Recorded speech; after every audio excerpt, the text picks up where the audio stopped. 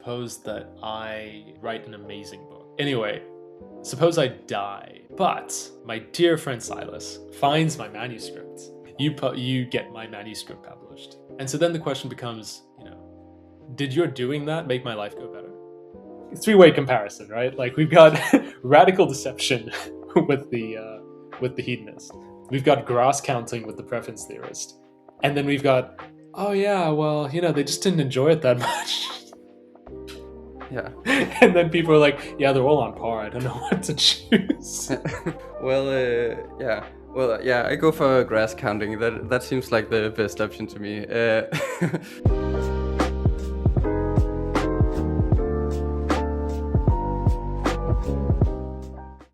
Welcome everyone. Today I'm going to be talking with Lorenzo Elijah. We're going to be talking about what constitutes the good life, what makes your life worth living. And I'm very excited to have you here. Thank you. It's good to be here on Wonder and Aporia, right? That's you always have to plug you always have to plug the title of the podcast, man. Yeah. Sorry, I need to get better at that.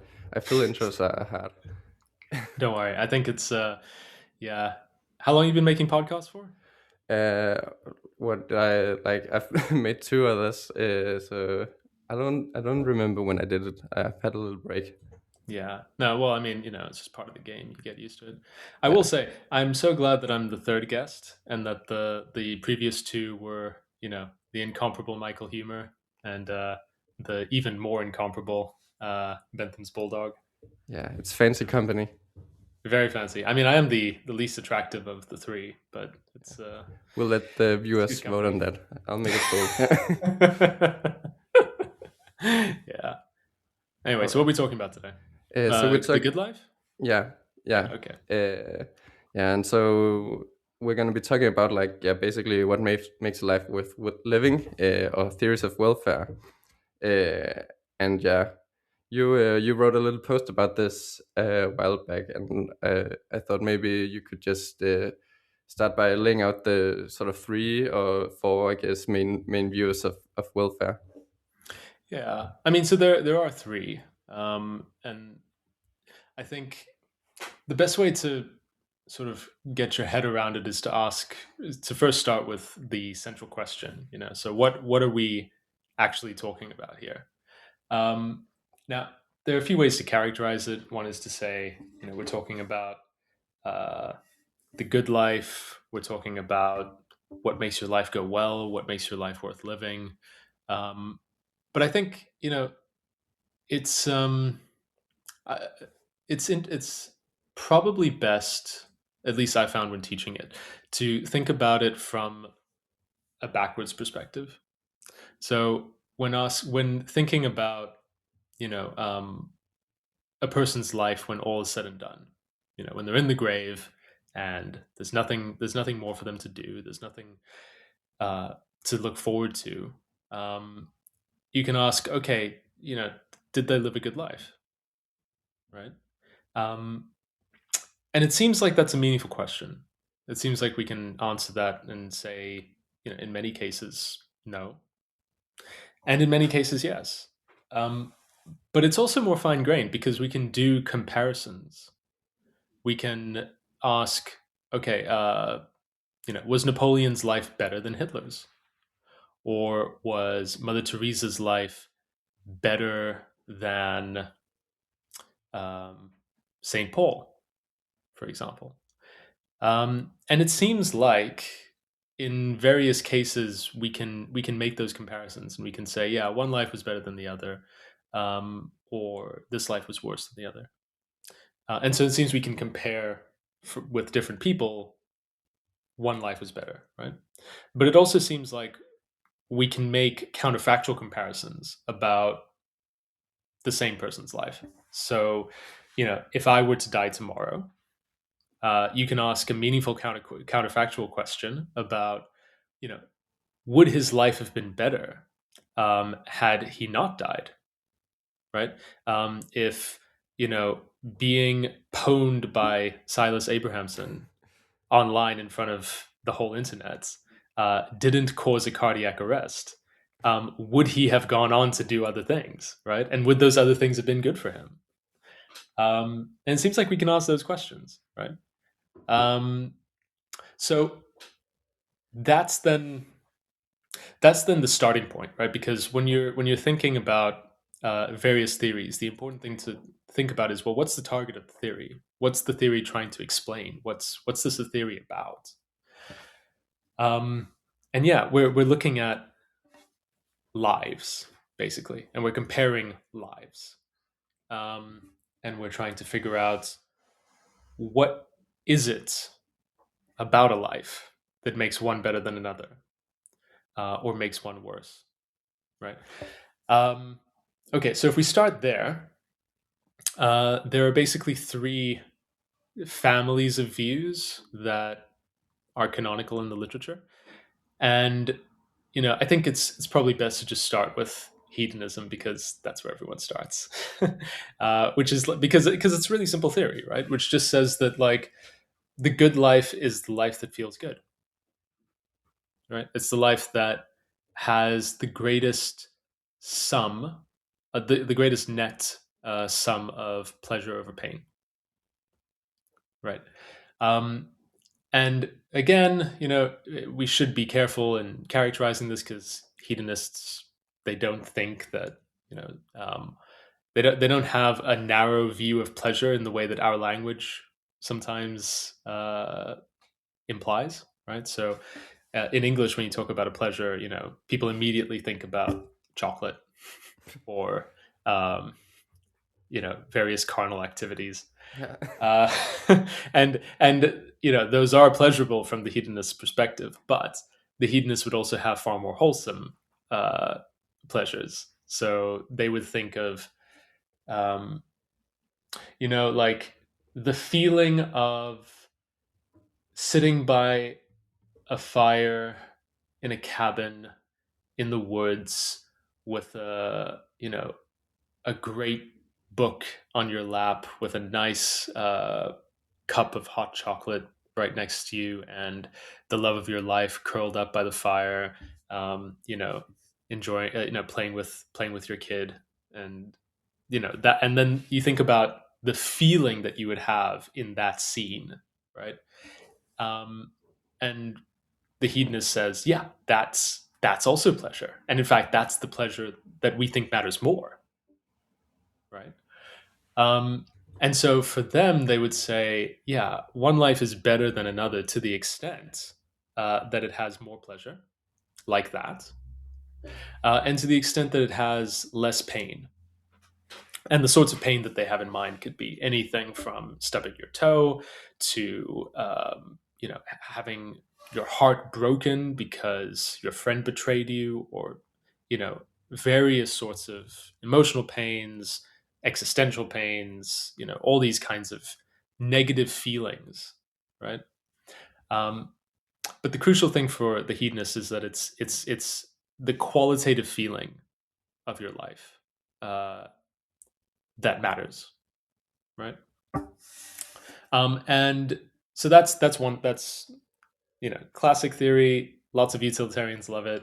Um, you know, even some non-utilitarians love it for some reason. Yeah. Um, and then I think there's another. So the second theory that's that's very popular is what we might call the preference theory, right? And so the preference theory says very broadly that your life goes better to the extent that you get what you want.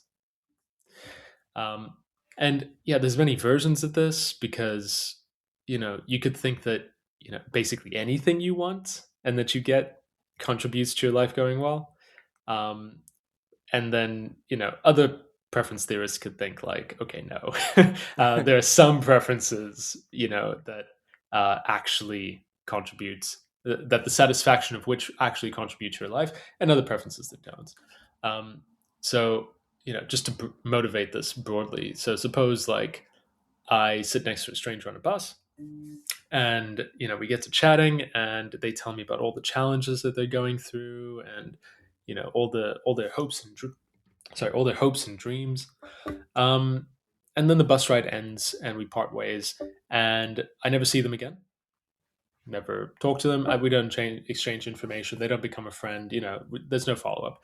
But just based on that interaction, I develop the desire that their life go well, that they get what they want, that they achieve their dreams, and so on. And because we never stay in touch, I never know whether they do or not. But it just so happens that they were successful. And then the question is, did that make your life go better? Or sorry, did that make my life go better? Yeah. Right. And if you're just a brute preference satisfaction theorist, then you're going to say yes. It's like, I prefer that their life went well. It did go well. My life's going better. Right. But some preference theorists find that wildly implausible, and they think that no, the desires have to be in some sense tied to your own life and to your own life outcomes, or they have to be your achievement of projects that you care about, right? So it's like, okay, it's fine that the stranger achieved their goals, but those aren't your achievements, right? And so sometimes this variation of preference theory is called the success theory, because it's like, okay, well, it's not just about satisfying your desires, it's about succeeding in your goals, right? So anyway, broadly speaking, the preference theorist says my life goes better to the extent that I got what I want. Maybe in a narrow sense or maybe in a wide sense, but that's it, right? And just before we move on, it's important to sort of realize how the preference theorist and the hedonist, that's a Freudian slip, can come apart, right? Because so for the hedonist, all that matters is the subjective quality of your experiences. And so if things happen that you never know about and that you never experience, that cannot impact how well your life goes. So, for example, suppose that I write an amazing book. I mean, it won't happen in this possible world, but suppose that there's a close by one where it does, and I write this amazing novel. It's really beautiful. Counterpart you is loving it right now. And anyway, suppose I die just before I manage to submit the manuscript. So I never get to actually experience the success of publishing it and having it be lauded as the next literary achievement and whatever. But my dear friend Silas, finds my manuscript and he's like, for Lorenzo, I'm gonna publish this in his name. Obviously, I'm not not an asshole. And so you get my manuscript published, and people love it. And so then the question becomes, did your doing that make my life go better?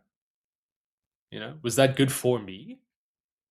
And the hedonist has to say no, because I no longer have conscious experiences. So nothing that you did could affect the quality of my life as a whole.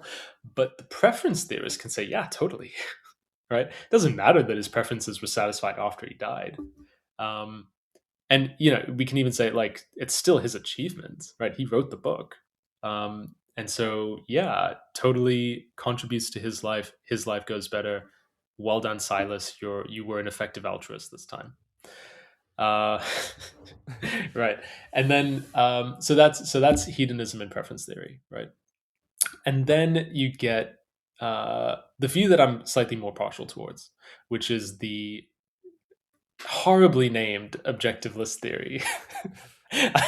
I mean, so partly the reason I'm giggling here is because these names, as far as I understand, are all the result of Derek Parfit's imagination, right? So he named these distinctions, and he clearly had very little time for the objectiveless theory. And so he just called it the objective list, and because of that it stuck. Whereas it's really just pluralism. The hedonist says there's one thing that makes your life go better, right? It's the net balance of pleasure and pain. The preference theorist says there's one thing that makes your life better. It's getting what you want. And the objectivist theorist says, yeah, maybe there's just a few things. Yeah. Right? It's just more stuff. And so from that perspective, it's like it's far more intuitive.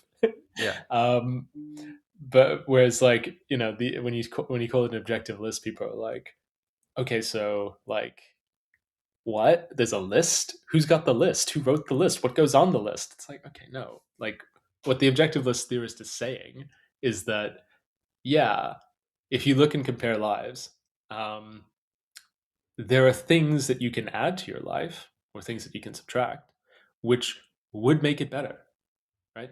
Independently of other things. So independently of how it feels or your preferences or so on. So what would what kinds of things like objectivist theorists disagree. They everyone has their own list, but plausibly it would be things like friendship, right? Things like becoming a parent, things like making a novel and important discovery about the universe, right? Maybe appreciating or actually creating uh, an amazing work of aesthetic value, an amazing art Like this piece. podcast, for instance. Like this podcast, like my Substack blog, like Yeah. your Substack blog. I mean, we're just adding so many objective items to the quality of our lives. It's really selfish when you think about it. Yeah. The you know the labors we do. But yeah, like so aesthetic achievements would definitely be part of that list. Well, plausibly. And then yeah, so then the pluralist just says, yeah, there's all these things. Sometimes so then pluralists will say, or objectivist theorists will say like uh yeah, and these things matter even if I don't know, you don't enjoy them, right? Like I mean, you have to be careful here because suppose that what you want to say is aesthetic appreciation contributes to the good life, right? Well, it's really implausible that you can have aesthetic appreciation without some degree of pleasure. Um, Maybe you can with like certain Stanley Kubrick films, like 2001: A Space Odyssey. I didn't, I didn't, I didn't feel, but I was like, you know, um, yeah. But your mileage may vary, right? So it's just not clear that you can have that objective value without the pleasure. But plausibly, like if you discover the fundamental theory of everything, but it was just a grind from like your hedonic perspective, and you make the achievements, and you didn't feel any sense of satisfaction or pleasure from it. The objectivist theorists would still say like, I mean, get over yourself. It was still good for you. Like Yeah. you And still, maybe even like maybe you didn't even enjoy it or like want to do it. Like maybe you didn't even have a desire. yeah, maybe. I mean, so this is sort of where people divide around the objective list, and the variation, and you can start to get variations of objective list theories. The version that I like best actually says that yeah, you kind of need to desire the items on the list, in some sense, but we can get into that. Yeah. But yeah, you're right. The standard treatment of it, and if we're just trying to cleanly separate like what are the different theories, the standard treatments of the objectivist theory will say, no, independently of whether you like it, independently of whether you desire it or whether you enjoy it, just having these items on the list will make your life go better. You hate the opera, doesn't matter. If the opera's good for you, it's good for you, and you should thank your aunt Jenny for dragging you to it. Um, Yeah. and she's doing it for you. Yeah. She's right. It makes you better. But yeah, other objectivist theorists will say like it's a bit more complicated. Yeah.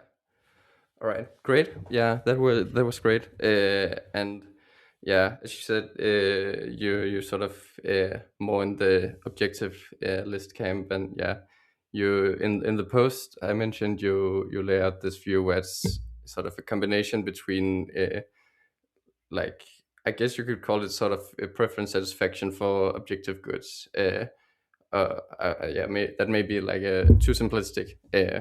But yeah, and anyways, I'm like anyone who's been reading my blog probably know that I'm more in the preference satisfaction camp. Hmm. And in fact, I go for the, or at least I lean, yeah, I'd say I go for the like completely austere, naive version of just whatever preferences you have. Like Oh, so there are you no don't even restrictions. go for a success theory. You're just like, Yeah, I'm actual unrestricted preference satisfaction. right. Yeah, Okay. So yeah, I mean, like, so I obviously find the brute preference theory just wildly implausible.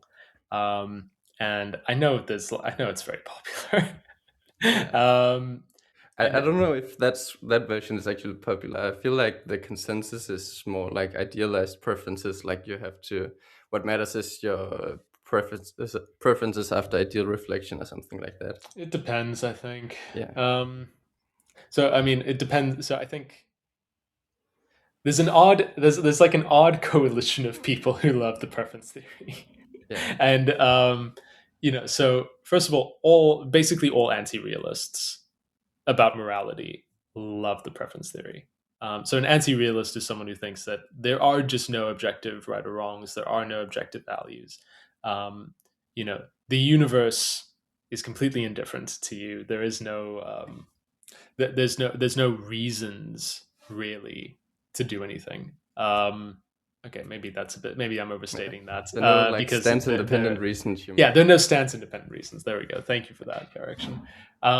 So yeah, if that's your view, then like you just have to be a preference satisfaction theorist by default, Yeah, I right? guess like I feel like you don't even like have to say that there's any correct view, but I feel like it's very natural at least to say that.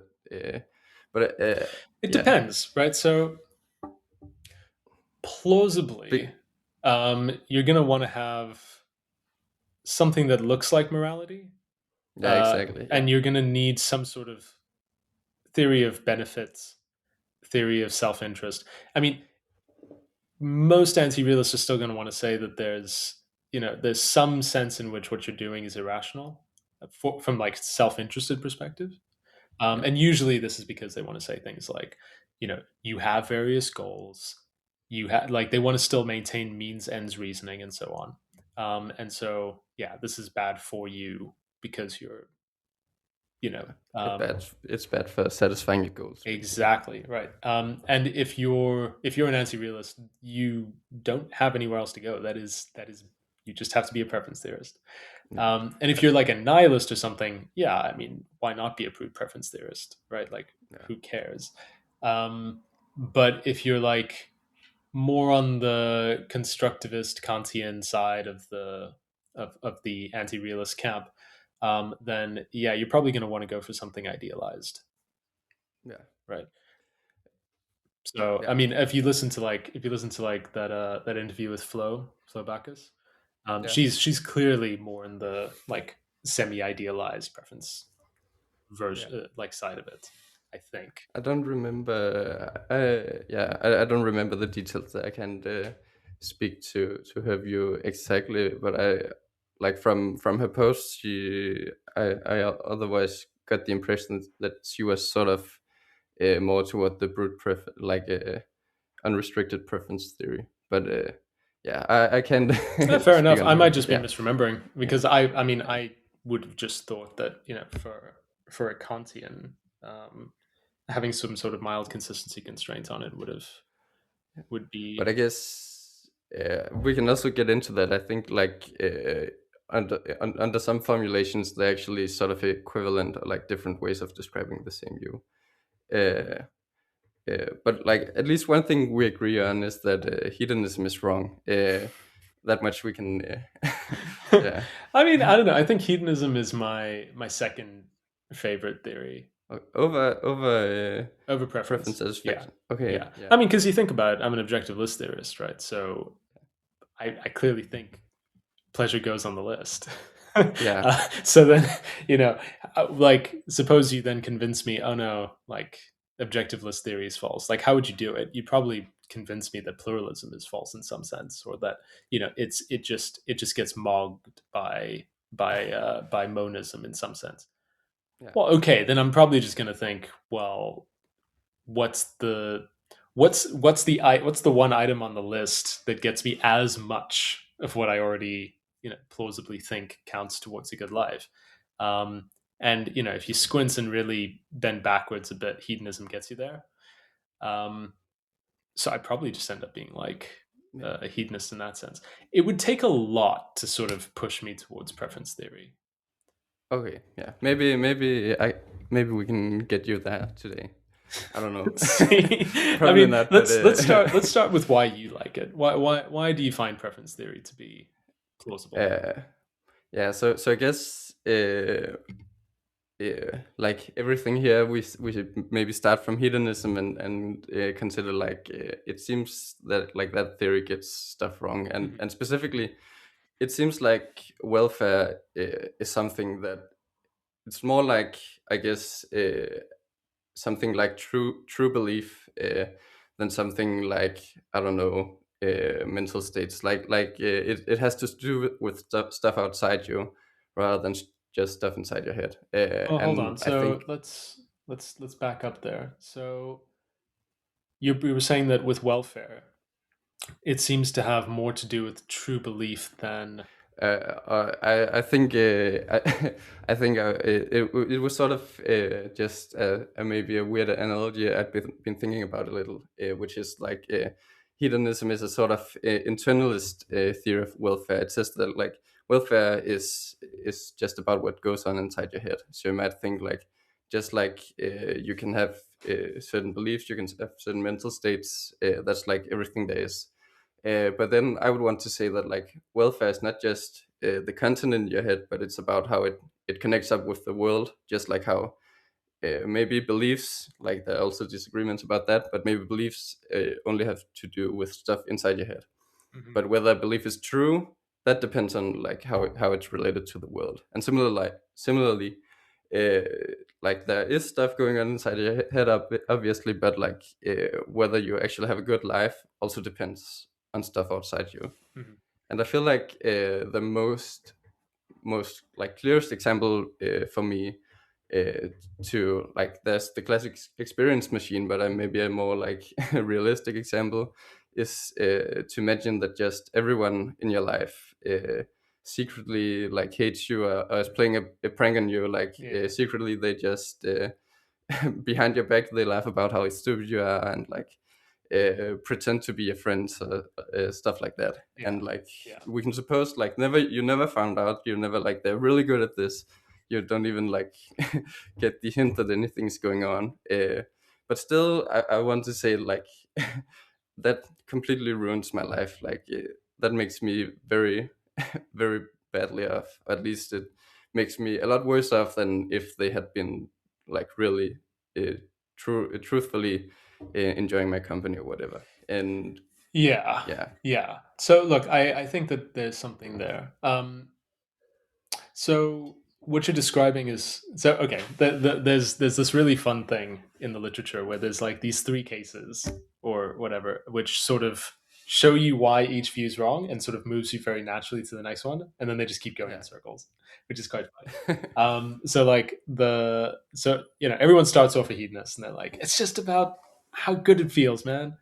Um, and then he sort of points out the radical deception case, right? So you imagine someone who thinks they have a wonderful life, everyone loves them, they're wildly successful in their endeavors, and they have they're really well respected and whatever, and then they die without ever discovering that it was all a lie, right?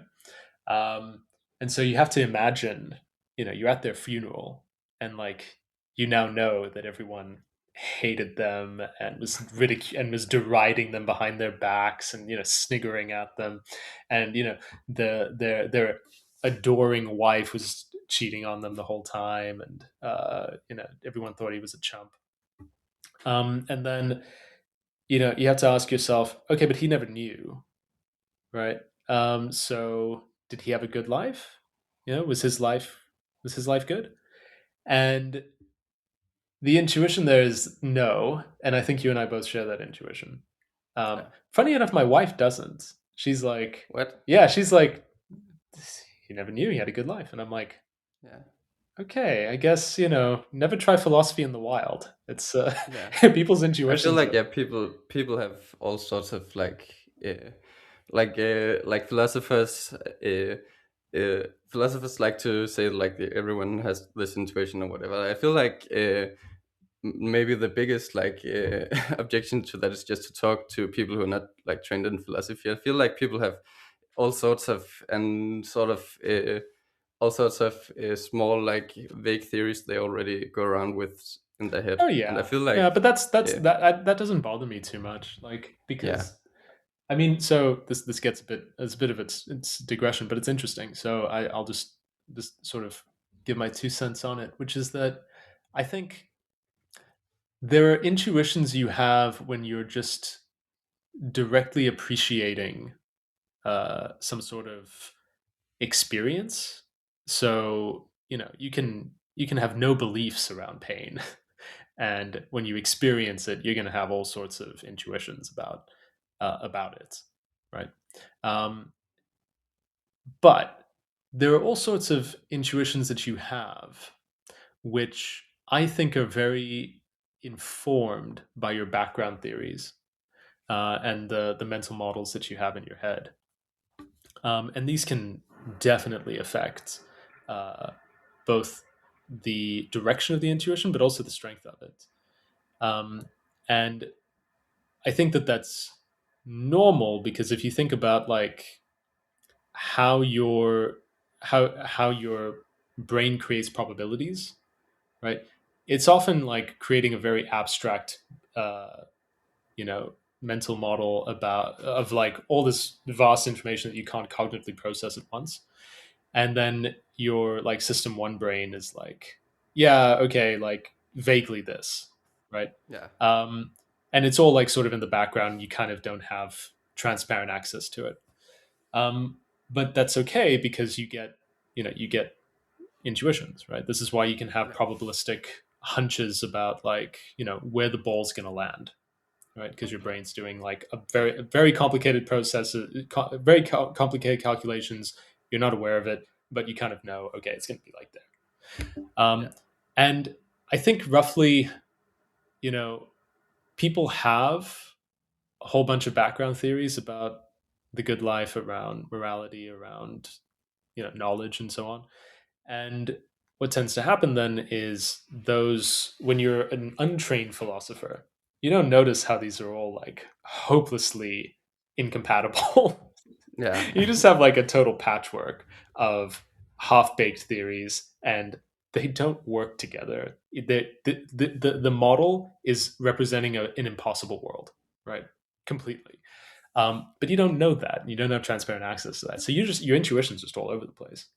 Um, and then you do a bit of philosophy, and people are like, "Oh, well, the philosophy changed their intuitions." It's like, yeah, but like, how did it change their intuitions?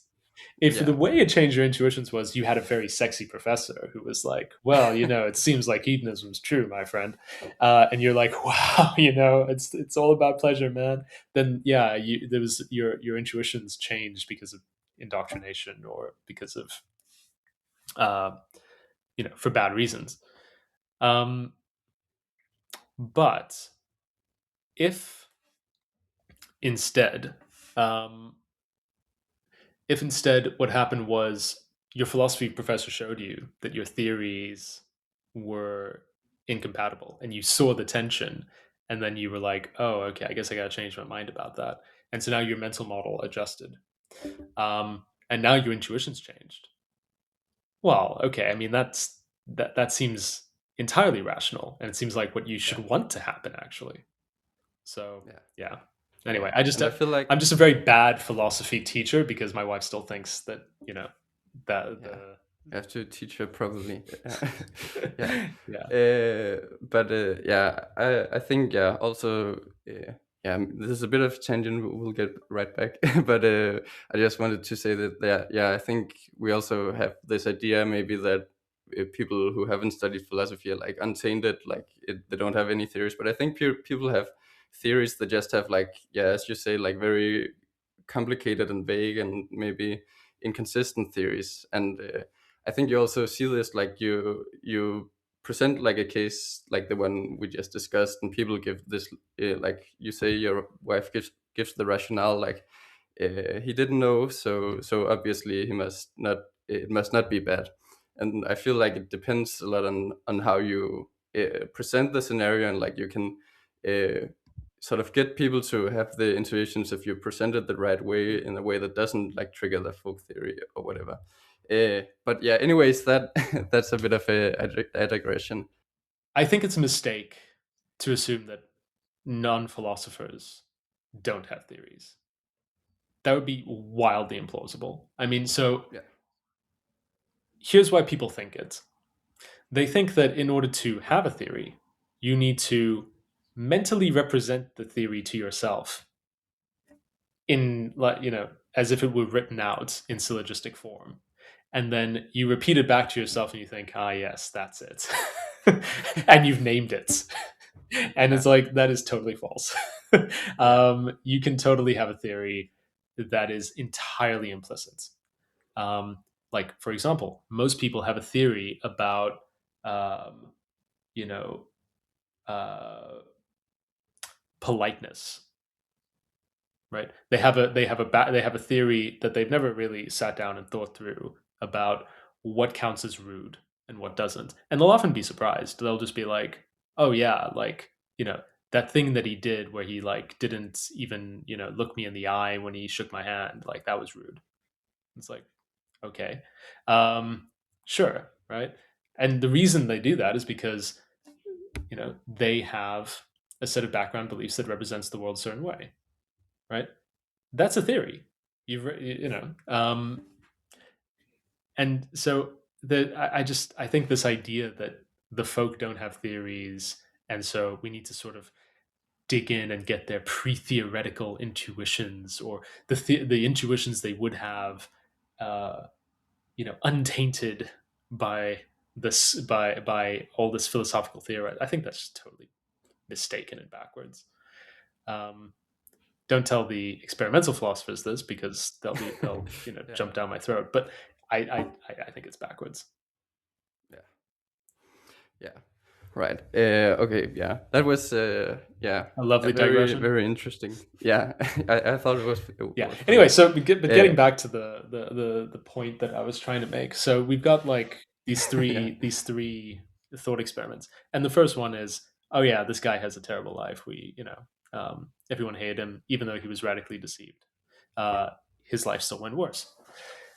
Then people are like, okay, so how do we fix this? And then people think, okay, well, why did his life go badly? Well, it's because he had all these desires about the way he wanted his life to go, and they were frustrated, right? Like his friends and family did not, in fact, like him, and he wanted them to like him, and they didn't. So, um, he would have preferred that they not cheat on him and steal from him and so on, but he didn't get that.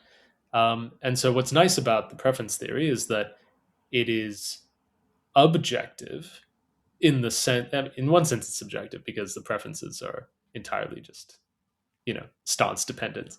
But in another sense, the satisfaction of them is objective, right? Like whether or not they were actually satisfied is objective. And so, you can say, well, it sort of obfuscates these radical deception worries. And so you can say, yeah, no, his life went badly, and it went badly, and the more so, the preference theory predicts that it went badly. So, hooray for the preference theory! It's been, Yeah. huzzah. Uh, but but then then the counterexample to the preference theory is the Gross counter case. Um, Yeah. and it's always funny when I see like people like you or Flo, like just sort of hand wave the Gross counter case, like, of course his life went better. Why would I think otherwise? Ha ha ha! I'm a preference theorist. Yeah, I'll say that like I share the intuition, but we can get into that. I think there's some reasons I don't put too much weight on it, but yeah. Okay. So I'll just recount the case and then you can tell me why you think Yeah. it's not a knockdown. I mean, I should say that there's hardly ever like knockdown cases in philosophy, right? So you can have a wildly counterintuitive case, and that can be some strong evidence against your theory. But if there are other theories that you have far more confidence in and they entail the preference theory, and you've got like, you know, all these other background reasons for preferring the preference theory, even though on its face it's counterintuitive, I still think it can end up being like all things considered rational to go for the counterintuitive opinion, right? Um, like the repugnant conclusion is on its face horribly counterintuitive. Like, Yeah. so almost so counterintuitive. Like Parfit said, "Hey, if I had to accept this, I'd give up on ethics." Yeah. Right? But is it irrational to just accept the repugnant conclusion? No, because there are so many other really strong reasons that point towards the truth of it, and denying the repugnant conclusion means denying other things that are very intuitive, and far more theoretically supported. And so, yeah, on balance, is it rational to think, okay, yeah, uh, I'm going to bite this bullet because at the end of the day, the costs are, at the end of the day, the price is right. Yeah. Yes, right. Um, but Gross counter case. Okay, so we're supposed to Yeah. imagine that you have this guy who his he has a compulsion, right?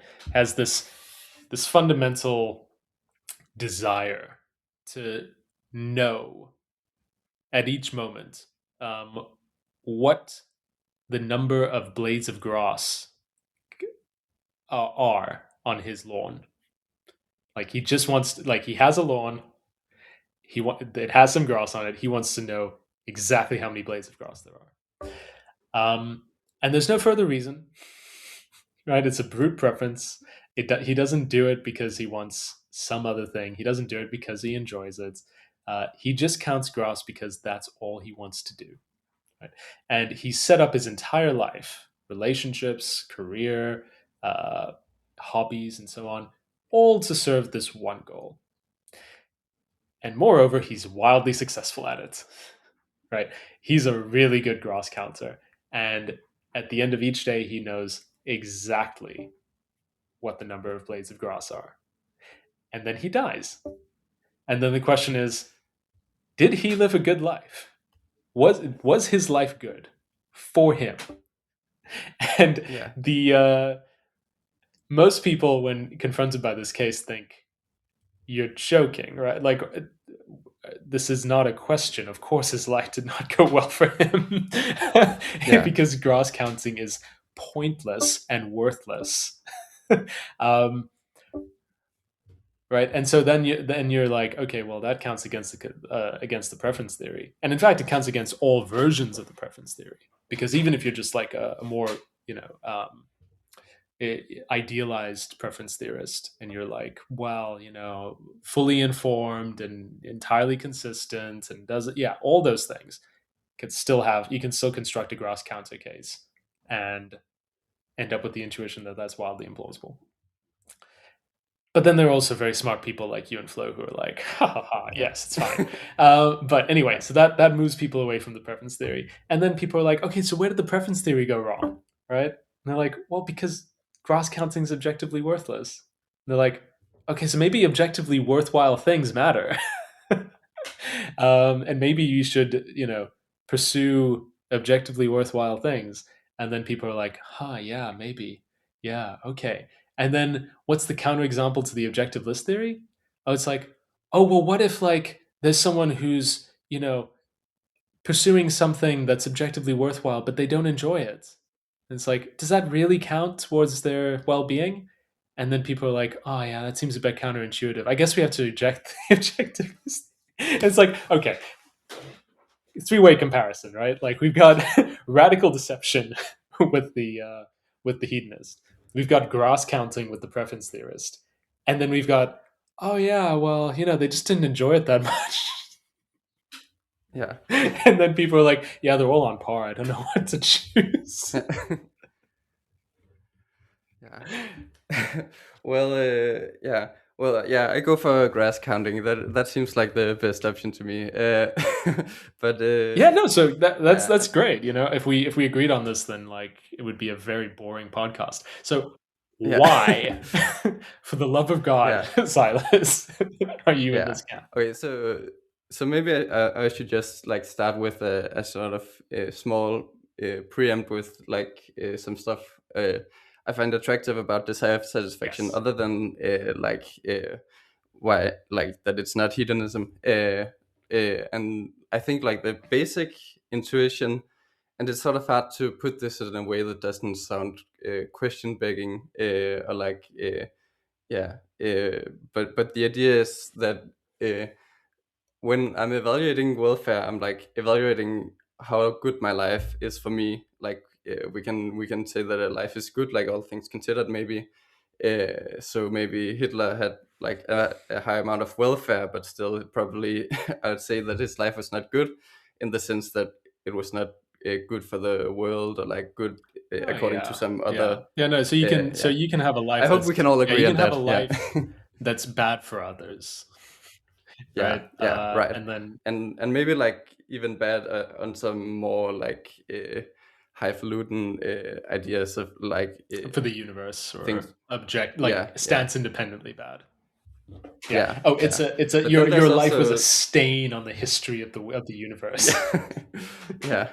But yeah, exactly. And then but then there's welfare, which is like how good it is for me. And the basic idea is just that what's good for me, well, it just seems like it just has to get come down to like me. Like it's good for me because it's good for me. Like I don't uh, have to like respond to some outside standard or something. It has to do with like what I want. And again, that's where it starts to sound question begging. But I just like want to push this basic intuition that like if I found out that I'm like enjoying my life, I get what I want, and like all my desires are satisfied. But then I found out that like okay, according to the objective standard, my life is not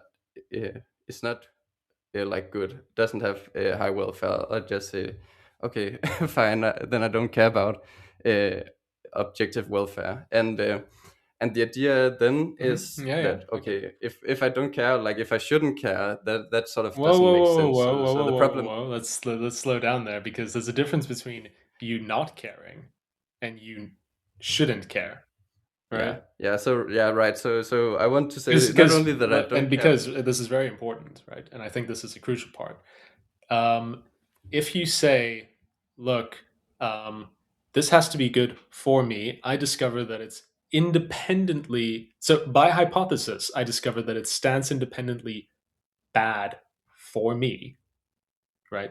Um, but I don't care, right? That is very different to saying, oh, it stands independently bad for me and I shouldn't care, Yeah, right? Because by hypothesis, you ought to care what stands independently good for you, right? That's one plausible theory of like egoistic rationality, right? So yeah, with that clarification in mind, yeah, yeah, yeah. Great. Yeah, yeah. And I mean to say that I shouldn't care. And right, because like if I shouldn't care, then that's sort of like contradictory with the idea that there is anything outside. other than like preference satisfaction or whatever. But Yeah. the reason Yeah. like my step to thinking that I shouldn't care is that I don't care, and it seems like you can't really give any good sort of like almost by definition you couldn't get, it's like say anything to me that I had that would be like compelling or Motivating. like it just yeah uh, Yeah. Okay. and But yeah you can okay so construct. that's But you can bit construct parallel examples with any realist position about that has nothing to do with you. So, for example, like if I point out that it stands independently wrong for you to, I don't know, feed it, eat meat, right? But you don't care, and there's nothing in your, in your motivation set that I can pull on to move you from your current ambivalence towards caring about this. um, then you can say, "Well, look, this is non-motivating for me, right? And there's nothing you can say that is going to move me to be motivated to do this." So yeah, objective morality says I shouldn't eat meat, but I don't care about what's objectively right or wrong. And then here's the faulty inference. Therefore, it's not wrong. uh, yeah and then you're like, I think you're misunderstanding how realism works here, right? yeah Because obviously, what the moral realist, especially the externalist, is going to say is going to be like, no, it's wrong, right? That in and of itself gives you a reason, and whether or not you psychologically can move yourself to be motivated by this reason is more just a funny psychological quirk about you and has less to do with the deep, normative reasons that we're talking about here, right?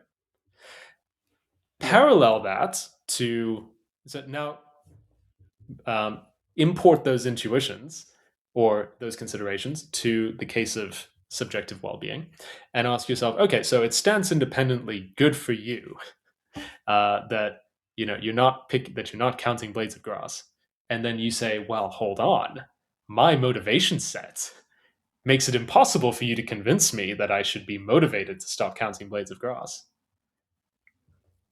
Conclusion, therefore I ought not to count blades of grass, and this isn't yeah actually bad for me. It's like, well, this is just the exact parallel. yeah yeah and yeah so I think there's a clear like symmetry breaker there. Oh, interesting. Okay. I think yeah so I think okay maybe how clear it is it depends on yeah but anyways well firstly I just want to say that yeah I don't think that's like a logically tight inference it's but it's more like a sort of basic intuition pump like theoretical uh, I don't know, desideratum or something. But I think the difference is that in the case of meat eating, we're not trying to give you like say anything about what's good for you, but just about what's good Mhm. simpliciter. And it makes perfect sense. I think that what could be like wrong or good, like just all things considered, could come apart from what you're like what you care about, because there are also other people and maybe other valuable things and whatnot. Uh, but when we then go back to the question, okay, what's good for me? It seems much more suspicious to make this move. Okay, you everything like nothing about you compels you to care about this thing or like put any value on it, but still it's actually good for you, and it just seems a lot more fishy when we're talking about what's supposed to be like good for me rather than just good simplicity. Well, there's a different way you can think about this, right? So the argument I gave was drawing out the was an appeal to consistency, which is to say that, look, in the case of objective morality, right? So remember, we prefaced this at the beginning by saying, like, I think preference theory is very plausible if you're an anti-realist, right? But I don't know. I assume you're not. I'm. Or at least you're Uh, not wedded to the idea. I've become less sure. I sort of started out a realist, like yeah, and I'm agnostic. I feel like it's very difficult. Fair enough. Yeah.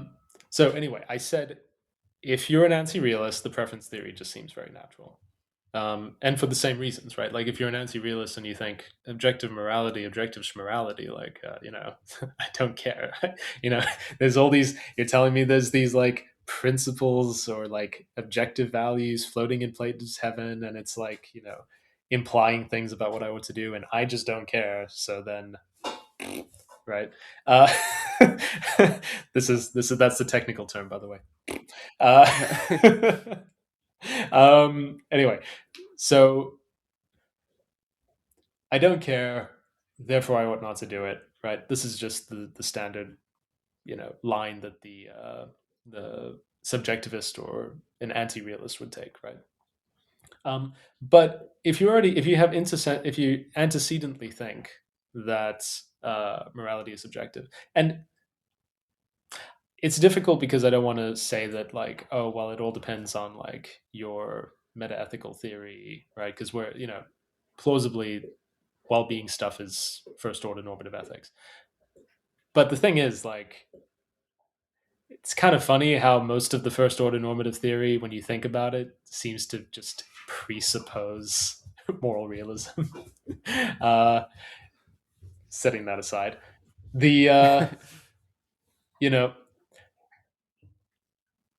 sorry, I think I've lost the thread a little, but let me sort of round back.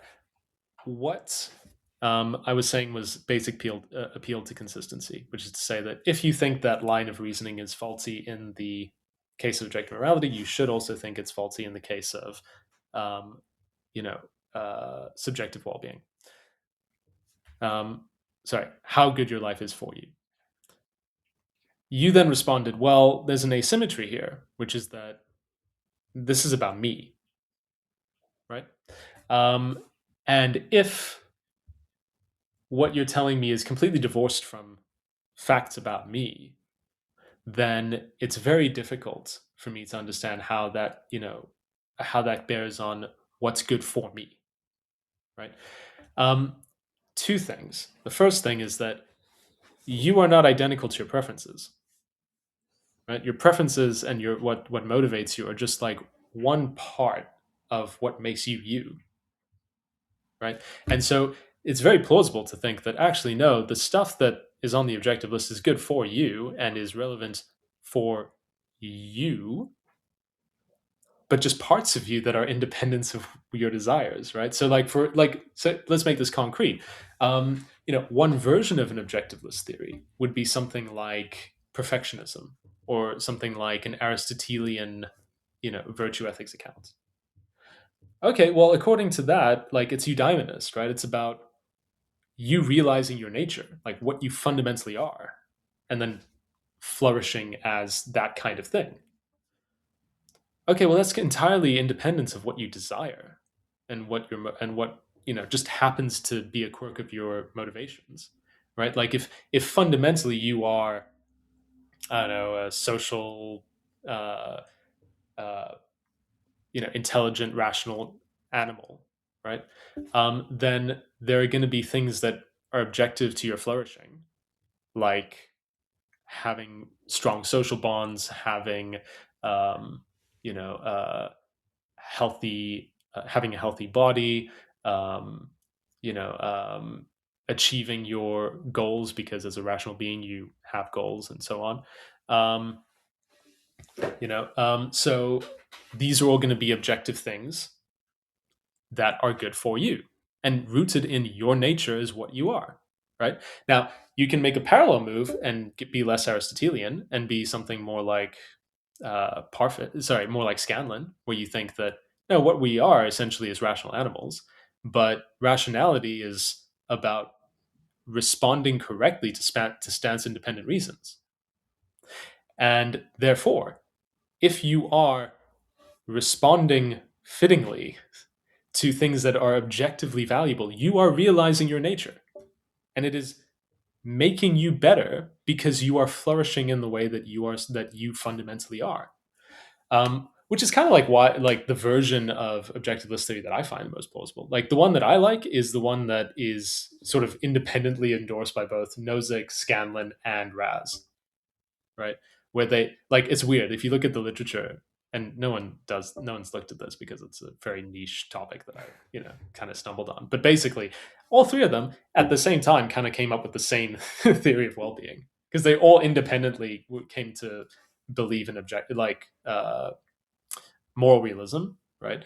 Independently came to pluralism about value, and then we're like, oh yeah, I need a theory of well-being that fits. And then they were like, hey, it really seems like if it seems like as a human being, what you do is rationally construct goals and projects for your life, and then you do this thing where you sort of manipulate space-time within your local region and then shape that according to your goals. And that's kind of like what you do as a rational agent moving through this, you know, shaping your life, right? Um, and then they're like, okay, so what goals should I endorse? What should I shape my life around? And they're like, well, the things that are objectively worthwhile, right? And so you now, as a rational being, are responding to these things that actually matter. They're shaping your life. And then we just look at this artifact of space time at the end and we're like, yeah, that was shaped well by this thing doing what it does.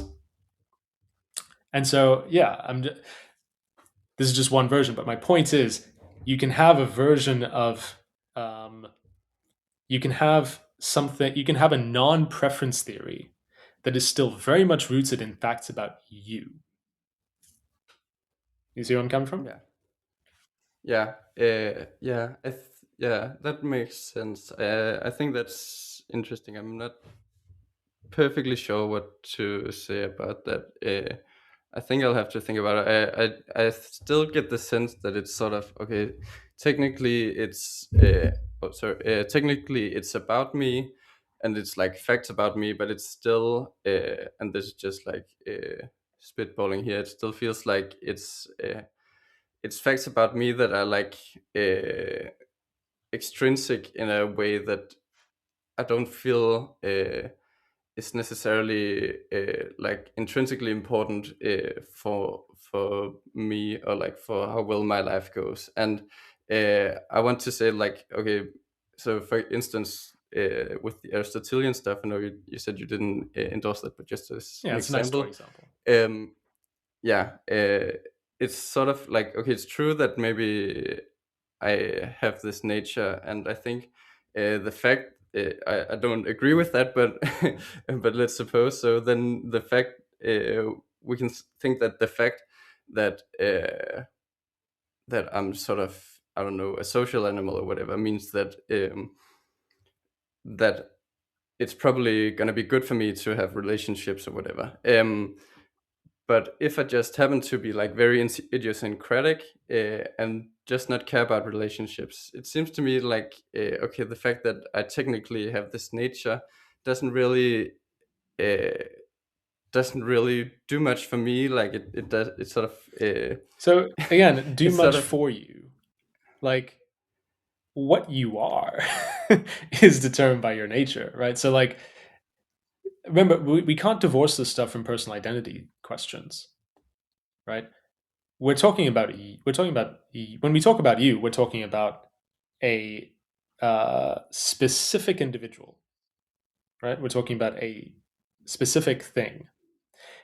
And then we're asking, okay, well, what's good for that thing? And then you're saying, well, I don't care about it. And it's like, okay, well, the, you know, what would it be for that? What are the things that determine, the existence of this thing, the continuation of this thing, the persistence of this thing? Well, it's all facts about essence, right? Like if you, one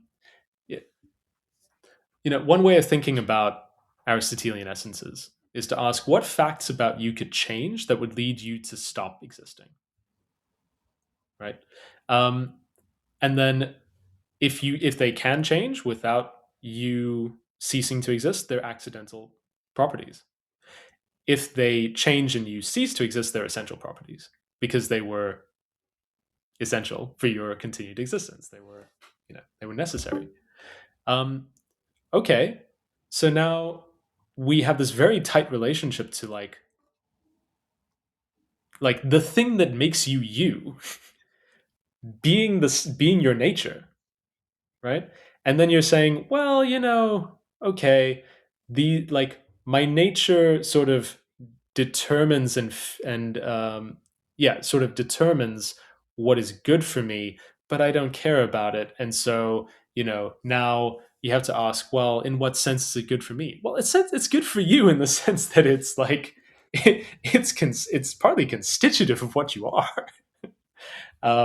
You see where I'm coming from here?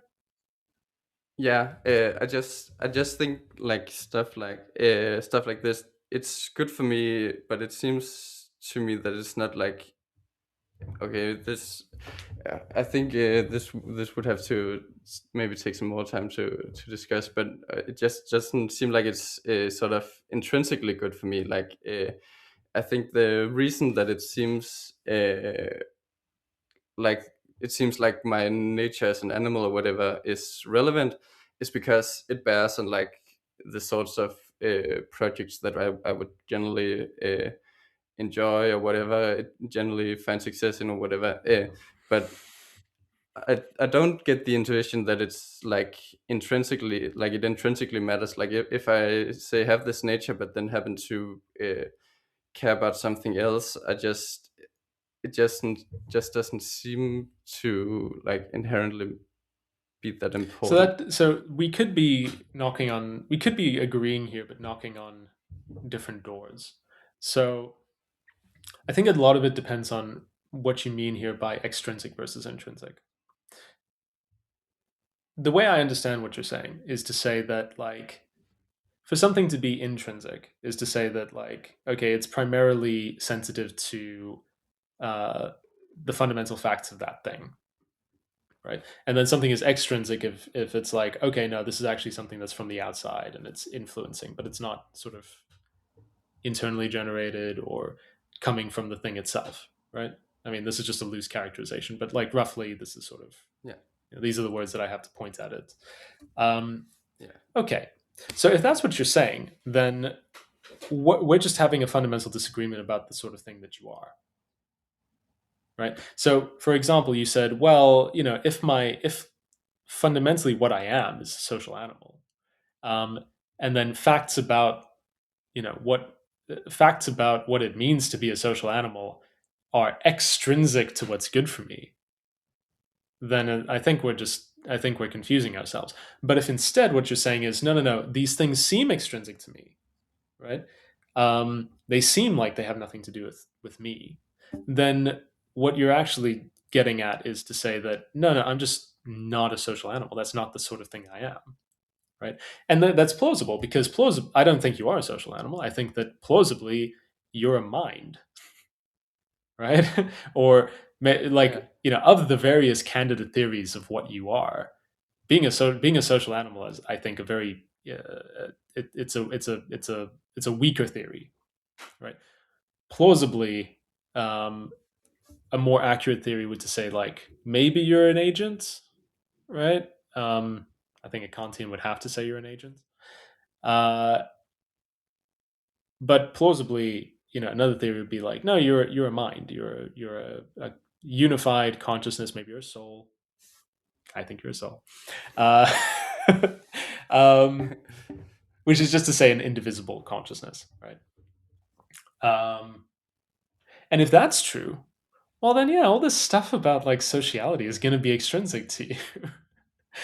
But notice yeah, the theory I like about you being a about you being a rational mind, right? That is sensitive to reasons.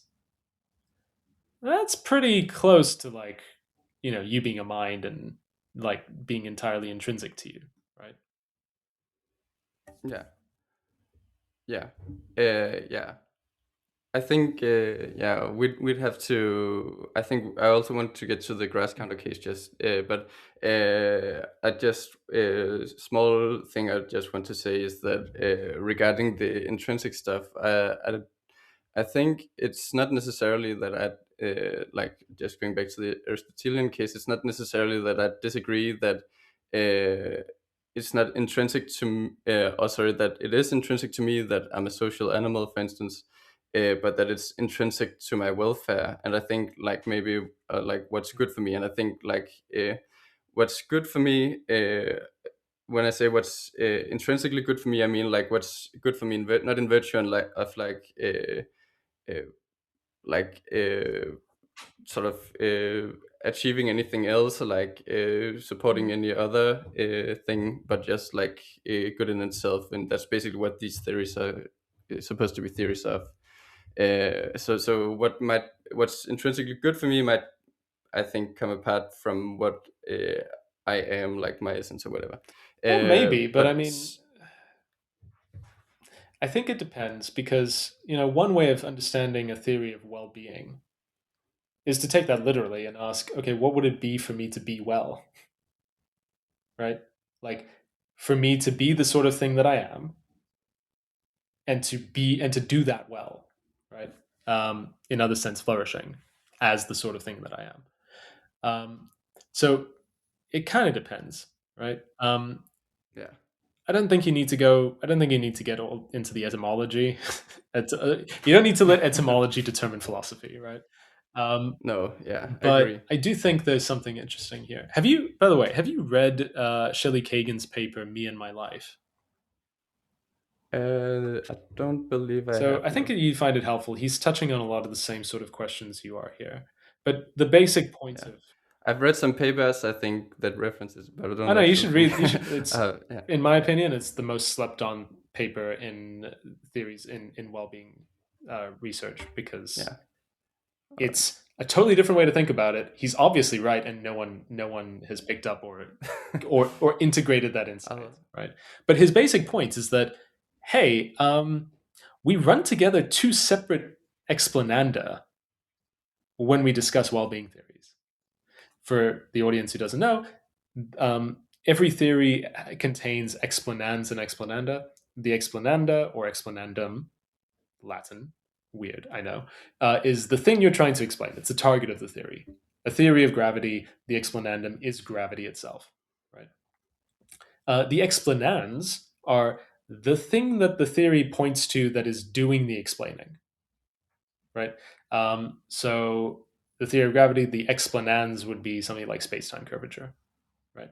And then the explanandum would be like all the observations of gravity that we see.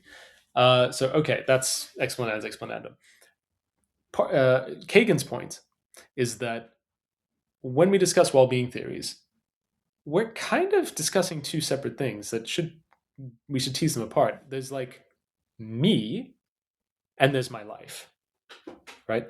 And he's like, well, if you think about you, plausibly, like, you're a brain or you're an organism or you're a immaterial mind or something, right? You're like one. There's a few theories of like personal identity or what you are, and those are kind of some of them. Then you're like, okay, well, what's your life? Well, it's a collection of events. It's a portion of history, right? It's like, I don't know, a segment of space time. These are very different things. They're ontologically different categories. And you can think, well, one can go, like, I can have a very good, like, one can go very well, and the other one can go very poorly, or vice versa. Um, and our theory should really take that into account. So, like, one way in which this can come apart would be to say, like, okay, like, plausibly narrative structure is something that can make a life go better. Well, I mean, I personally can't have a narrative structure. Like, I'm not the sort of being that to which a narrative structure even applies. Right? What would it mean for a mind to have a good narrative structure? That doesn't make sense. But a life, a collection of events that is integrated together and connected through plans and projects. Well, yeah, that can totally have a narrative structure. Um, And so his point is to say, like, when we're evaluating theories of well-being, let's maybe, like, hedonism is a very implausible theory of a life, but maybe it's a slightly better theory of, like, what it means for me to go well. Like if I'm a mind, if I'm essentially a conscious mind. Okay, well, the subjective experiences of a conscious mind might be pretty plausible to like what makes it go well, or for that thing to be going well.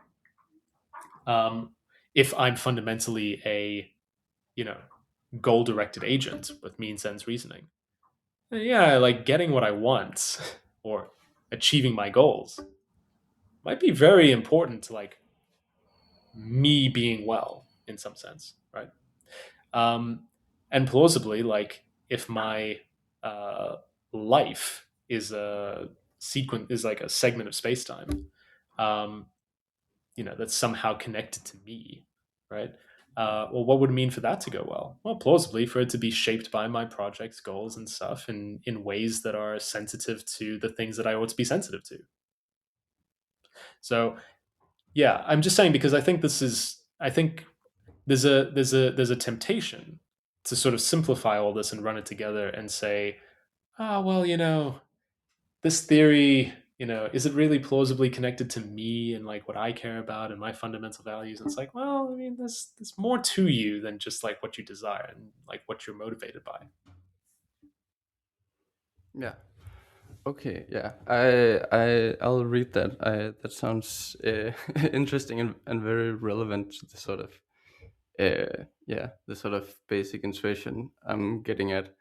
Yeah, I just want to address the grass counter Yes. case before time runs out. Yeah, so I want to preempt with saying that I definitely agree that like on the face of it, it's very Okay, I'm so glad counterintuitive. we agree with this Uh, because I don't know where yeah, we disagreed on that. yeah.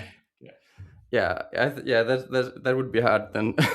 uh, but uh, but I think there are a few reasons to think that, or like not to put too much weight on that intuition. And I think the core reason is that it's just incredibly hard to imagine, like seriously imagine what it would be like for someone to so drastically intrinsically care about counting blades of grass, and specifically caring about it in a way that doesn't isn't instrumental for any other goal, like enjoyment, or I don't know, I don't know, whatever goal you could get from that. That it's just like intrinsic. I think if you just describe someone who really cares about counting blades of grass, what you naturally imagine is a person, or like if I what you imagine is a person from the outside who like is manic about counting blades of grass and whatever. And if I actually met a person like that, most likely that person would have a terrible life, even by preference satisfaction, because what would be going on is that they have some I don't know, weird condition that means that they just like uh, like have a strong compulsion to count blades of grass, but it's not actually like doing anything for them. They're like they have some weird yeah, weird obsession or whatever. I think it's very I think it's very hard to imagine that they actually strongly someone who actually strongly intrinsically cares about counting blades of grass. Well, hold Um, on. So but that sorry to interrupt, but the yeah. why would them having a compulsion make a difference? So it sort of depends on how you spell it out. So, uh, for instance, one sort of analogy may be people who like care about buying stuff, like have a compulsion to buy a new car or whatever, and like on the face of it, a desire satisfaction theory would say, okay, that's good for them because they're satisfying the desire. But I think usually in cases like that, if you actually try to analyze what the desire structure is, it's not that people necessarily care about, for instance, getting a car in itself, but it's because they want the satisfaction of having gotten a car, or they want the here satisfaction. I mean, like the feeling of satisfaction, not necessarily like satisfaction in the sense that desire Okay. satisfaction. It's just so they want like to feel happy about having a car. They want to like feel like they've I don't know, enjoy their car or whatever. Like they get all these they have all these kinds of expectations, and when they then actually get the car, they probably don't like get all that. The desires are not actually satisfied. They just had a mistaken view about what it would take for the desires to be Yeah, satisfied. people were just wrong about what make them happy. But there, I think so. First of all, I think that very rarely are we motivated to just be satisfied. I think that gets the order of explanation wrong. I think that we are satisfied when we get what we want. Right. So, and then the thing Sorry. that we aim at is the thing, right? And then we might know that we'll be Yeah, satisfied and yeah, then be disappointed if we're not. But like the thing that we yeah, aim at is yeah. is like the goal itself, right? Yeah, I just want to clarify. Yeah, I was being sort of sloppy there. I agree that like the content of my desires are the things, not my satisfaction of the desire. What I meant with the car example about satisfaction is I think we can distinguish in desire satisfaction theory. There's like this, I guess, technical idea of satisfaction, which is like the state of affairs, which is the constant of my desire obtains. That's like desire satisfaction. But then there's like this maybe Psychological. more vague Yeah. psychological, yeah, like this feeling of okay, oof, I'm relaxed now. It's like more of Yeah. a Yeah. hedonic state, like yeah, and that I think that's likely what's driving, like what the content of the desire, or like at least one of a part of the content of the desire in many cases is like this feeling of satisfaction, not Mhm. necessarily, yeah. And so likewise in a case of like probably what we imagined with the grass counter case is that okay, they like someone who like constantly buys new stuff to chase this feeling of satisfaction or whatever. Like if I actually try to imagine a person who counts blades of grass, I probably uh, what I'll be imagining is someone who has a similar sort of compulsion where they are maybe aiming at something like a feeling of satisfaction or like scratching an itch or like I don't know, some weird they have some weird motivational structure, but I have a very hard time imagining that it's in like a fundamental desire of theirs to count blades of grass. I think there are very few things that we have fundamental desires for. At least there are very few sources of fundamental desires. So there are stuff like relationships, maybe feelings like hedonic states or whatever. That's sort of different desires spring from. But I think it's very unusual to have like a just completely unhinged brute desire for something like counting blades of I grass. think that's probably descriptively inaccurate for many people. I think that um, for example, like for example, I have this tick sometimes when I'm walking on a sidewalk and there's like like I don't know, some sort of pattern or like tiling or whatever, or like maybe there's just like cracks like as the different plates or stone tiles sit in. I have this tick where I sometimes have to like match my steps to to hit the various points, right? um and I don't do this a lot, and it's not something that like I have any thinking or desires or whatever. I probably find it kind of weird, um, but I find like sometimes in certain moods or when I'm just like not thinking about it, I find myself just doing this, and like trying. Like I have this goal directed attitude towards like making sure that my steps line up in this way or whatever. Um, I don't get any satisfaction from this. Like it just it's like a brute compulsion. Um, and if you talk to people who they just have like preferences about the way things have to be, like the towels just have to be folded this way, and like the pillows have to be just stack this just this way, right? Um, and I think that we just have these. I think there's plenty of. I think human beings, we have a common set of fundamental desires. I mean, it'd be very strange if we'd be very odd animals if we didn't, right? Like, it makes sense that we care about having friends and having, uh, you know, pleasure and getting what we want and so on.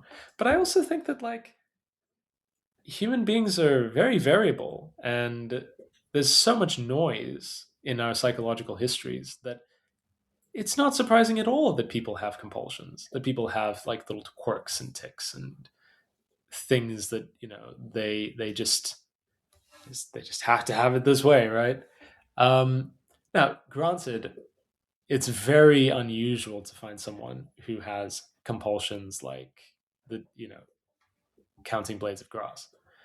Um, but like you have people who have compulsions for all sorts of things that are quite familiar, right? Like you have people who are like, no, I just have to write every day, right? I just have to just get it done. And it's like, you don't even seem like you're enjoying it that much. It's like, I kind of don't, but like, I just kind of like, I'm just there. I just got to do it. Um, or, I have to do my journaling or I have to whatever. And they get like very frustrated if they don't, right? But it's not like they really enjoy it or get much out of it. Um, so yeah, I think I would just push back and say that like I don't have a failure of imagination in trying to conceive of an individual like this. And in fact, I can think of many real world cases where I see people having analogous desires and so on. And so I'm like, okay, I'm just extrapolating here when I think of the grass counter case. Yeah. Yeah. So yeah, I think that's a And good moreover, point. like, am I really supposed to believe that like I can have a solid intuition in you know uh, population ethics cases, but I can't like imagining a guy with like the psychology of a grass counter is beyond my imaginative capabilities. Really? I guess yeah. I just think that when so I want to address what you said before, but just to what you said just now. I just think that it's easy to assume in many of these sorts of examples that you have actually correctly imagined it, but there might be a gap because between a scenario that actually satisfies the description and the scenario that you're actually imagining. And I think we at least have to be very careful to make sure that um the scenario that we're forming judgments on the basis of is the same scenario that actually satisfies the description. And I think that I want to question that. And so regarding this stuff about not stepping on cracks in the sidewalk, I I do that too. And I think when I actually when I try to introspect on what's going on there, I I think there's maybe like a small brute desire, who knows, but I think a lot of it also comes like there are all sorts of feelings associated with it, like obviously not very strong feelings, but I like have this feeling of dissatisfaction maybe when I step on it, and even like during the process, like when I'm actually like thinking about stepping on this stuff. I like get this feeling of again. This sounds very dramatic when say it like this, but like get this feeling of maybe urgency or like stress or like there are all sorts of feelings associated with it. And I think probably even if there is a sort of intrinsic desire here, it stems in large part, I think, from stuff about my feelings, like my mental states. And but in the grass counter scenario, we're supposed to imagine that it's not even that. It's not like because there's some enjoyment or some negative feeling if the person doesn't count blades of grass. It's just brutally preferred. And moreover, even if like a case like the sidewalk case, like there's some of that. We also have to imagine that it's actually so strong that it swamps all other considerations, like that this person would have less desire satisfaction if, say, they spend time with their friends and family, or like watch the movie or whatever. It has to be so strong that it completely drowns out these other cases. And at that point, I, it starts to strain strain my imagination. Like I'm not even sure that I can uh, probably conceive of like a completely brute desire for cutting blades in grass, and I definitely don't think I can imagine one that's so strong that it drowns out other considerations. And when I actually imagine the scenario, what I'm imagining is probably someone that has a similar feeling to my feeling about stepping on sidewalks, but that feeling is a very, very, very tiny, like peanuts compared to many of the other desires I have. Yes, yeah. So I did not mean to imply that our shared tick of sidewalk stepping counts as the counts as equivalent to the grass counter case, right? Yeah. What I was trying to get at was giving you a counterexample to your claim, which said that uh, we do not have brute desires that are, separate from our most cherished fundamental desires, right? So I was trying to say, because you were making the claim that, like, yeah, we all want pleasure, we all want friendship, right, so on. But all our other downstream desires are they bottom out in these things. And I was saying, like, well, here's a counterexample in which I have this sort of desire, which doesn't bottom out in anything. It's just a brute compulsion. Um, and Yeah. then I using that guess. as an to say, like, okay, well, here's an existence proof ish. And then Yeah. to say, like, okay, so we can grasp the concept of a weird brute desire, and then all we're doing is just applying the same concept in the grass counter case. That's all. All right. So I have to go soon, so I'll just like make a small point, and then I'll let you have the final word. But I just want to clarify that maybe a more refined version of what I said is that it's not necessarily that you can't have brute desires, but that, like, that there are very few sorts of sort of brute desires. Sorry, but I think that there might be very few sources of brute desires. So in the case of the walking on sidewalks, I think the brute desire, if there is one, likely has its source, like bottoms out and stuff about feelings of urgency or stuff like that. Maybe not entirely, but at least in large part. But in the grass counter case, it's supposed to be like almost entirely like self-contained. So I don't Yeah. think that has to be a feature of the grass counter case, right? So because so remember, the grass counter case is not a case against hedonism. So it's completely fine to say that yeah, the grass counter enjoys it, but the enjoyment doesn't add anything to their life. Um, what you have to say is that the reason they are doing it has nothing to do with the enjoyment. Sorry, let me put it another way. Their goal is not to enjoy it, right? Their goal is to count the grass. And it's a side effect of it that they have, that they end up enjoying it and they're frustrated when they don't. And yes, it would be psychologically implausible to imagine that they didn't. Why? Because your brain is set up to release chemicals when you satisfy your desires.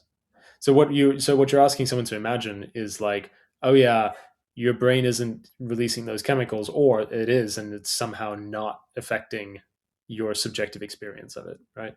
And that's very difficult because, like, almost always when you get what you want, you get a feeling of satisfaction, and almost always when you don't get what you want, you get a feeling of frustration. So that's fine. And again, those are valenced feelings. So if you're a hedonist, you're going to think, okay, well, yeah, it's good that I get the satisfaction. It's bad that I don't, right? But the reason it can still count as a solid counterexample to the preference theory is because the preference theory is saying, forget about your feelings. The only way your feelings matter is to the extent that you have desires around your feelings, right? Um, and is it possible for me to have no desires about, you know, about the way I feel, about my about my subjective experiences? Um, yeah, plausibly, right? There are people who are indifferent to various moods or various like small pleasures. Like, people can eat a mildly pleasurable thing and just be like, yeah, it's whatever. Um, so that in and of itself doesn't seem to move the needle. The thing that really, the thing that people are saying when they're pointing to the grass counter case and saying this is a counterexample to your theory is to say that, um, according to the preference theory, the very fact that your goal of counting the blades of grass is satisfied, that in and of itself does not make your life go better, right? And so it's entirely open to someone to say, okay, well, like if it turned out that like actually they desired this thing so strongly that actually they ended up their brain ended up releasing chemicals and they had lots of feelings towards it. And if you're inclined towards hedonism, you think, okay, so maybe their life wasn't totally worthless because like they had all these like dopamine hits. That's fine, right? Still doesn't that observation itself doesn't save the preference theory. Yeah. All right. Yeah, that's a good point. Yeah, I feel like there's a there's a lot of stuff I'd have like to go into and discuss more, but I'm really starting to I run know, out of yeah, time. same But likewise. yeah, But hey, yeah, yeah, when we were chatting about setting this thing up, we did actually have like a whole bunch of topics that we thought, let's make yeah, if this one goes well, maybe we'll plan a few others and dive into them. I think we were like, oh yeah, maybe philosophy of mind could be fun. Um, yeah, yeah. The problem is we don't disagree much, but yeah, but we could still talk yeah, about it. I know we need to find a few things we disagree about more. But I think this was a good one because Yeah, yeah, that's clearly we always are the on problem. different ends on Yeah, this on yeah, this issue. yeah. Yeah, I think it was very good, and you definitely gave me some things to think about. Yeah, I might have to like write up a definitive case for desire satisfaction. Then I Yes. can. I have to thank Lorenzo Elijah for awakening me from my dogmatic slumber. Yeah. Yeah. Yeah. Definitely. Yeah. You're my Hume. Yeah.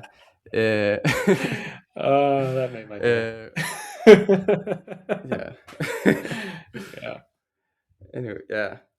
But yeah, but I definitely really enjoyed this. I thought it was very fun, and thank you for coming on. Yeah, I guess people should subscribe to your blog, read your blog. Indeed. So for those, Yeah, plugging. So like yeah, Silas and I said, I've got a Substack. It's called First Principles. I discuss philosophy. I also do political theory in there.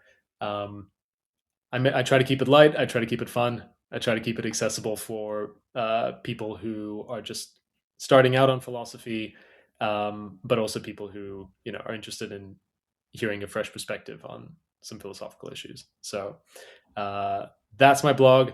Subscribe. We're knocking on the door of 1,000 subscribers now, so it's no longer just a side project. It's starting to gain some steam. yeah. And yeah, hope to see you there. We got like a little group chat that sometimes gets kicking off as well. So you can message me, ask questions if you find any of this interesting. Yeah, and also Silas's blog is fantastic as well. He doesn't plug it enough, but Thank yeah, you. he's hilarious in print, and he's Thank you. very Yeah. he's very careful and clever. So you should check him out.